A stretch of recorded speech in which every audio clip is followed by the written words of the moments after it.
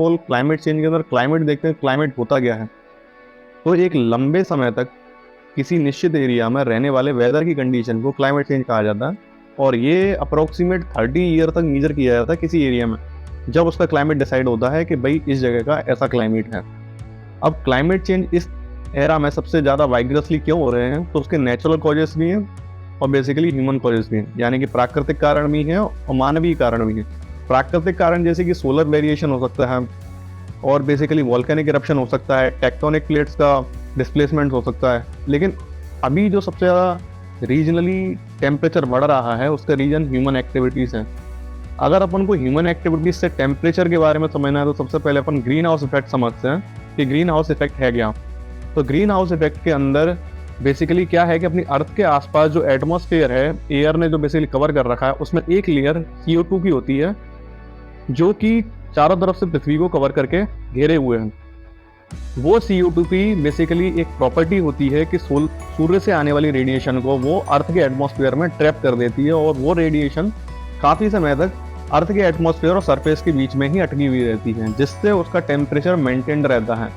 ये लाइफ के लिए प्राइमरी रिक्वायरमेंट थी, जिससे पृथ्वी का टेम्परेचर जीवन के लिए या जीवन की उत्पत्ति के लिए 15 डिग्री सेल्सियस तक बना रहा। लेकिन अब क्या हो रहा है, ह्यूमन एक्टिविटीज़ की वजह से लगातार CO2 एमिशन और जो बेसिकली ग्रीन हाउस गैसेज हैं उनका एमिशन बढ़ता जा रहा है। तो अब जो रेडिएशन जो आ रही है वो जो ट्रैप हो रही है पृथ्वी और उसके सरफेस, वो आउटर स्पेस के बीच में, उसकी मात्रा जो है लगातार बढ़ती जा रही है, जिससे जो पृथ्वी का टेम्परेचर है वो भी दिनों दिन बढ़ता जा रहा है। इन्हीं कारणों से जो पृथ्वी का टेम्परेचर वो लगातार बढ़ रहा है, इसके कारण ग्लेशियर्स भी मेल्ट हो रहे हैं, लगातार पिघल रहे हैं, जिससे जो ग्लेशियरों का पानी है वो पानी बेसिकली वाटर लेवल जो है वो सी का इंक्रीज कर रहा है, जिससे जो भी सी साइड वाले जितने भी देश हैं या शहर हैं उन सब के डूबने की संभावनाएं बढ़ती जा रही हैं। इस एरिया में या इस जगह में जो टेम्परेचर इंक्रीज हुआ है वो 0.6 डिग्री सेल्सियस से भी ज़्यादा हो चुका है।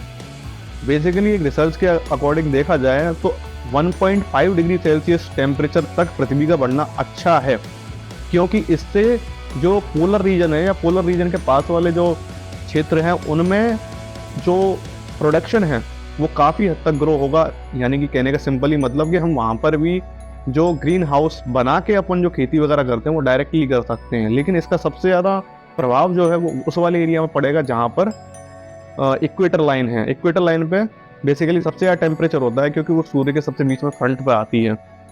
तो इसी वजह से लगातार टेम्परेचर बढ़ता जा रहा है। 1.5 डिग्री सेल्सियस तक बढ़ना अच्छा है, लेकिन 2 डिग्री सेल्सियस तक जाना काफ़ी डिजास्टर चीज़ें लेके आएगा, जो कि नहीं होनी चाहिए।